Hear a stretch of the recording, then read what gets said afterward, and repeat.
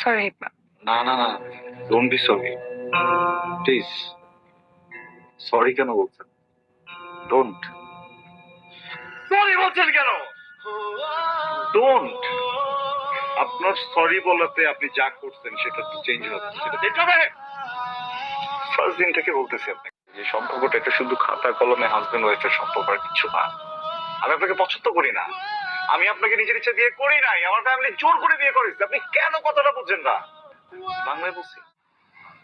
আজকে পার্টিতে আমি আপনার হয়ে কথা বলেছি, এটার জন্য আপনার মনে হয়েছে যে আপনারা আমার ভিতর কিছু একটা হবে? হ্যাঁ, নতুন এক্সপেকটেশন জন্ম নিয়েছে।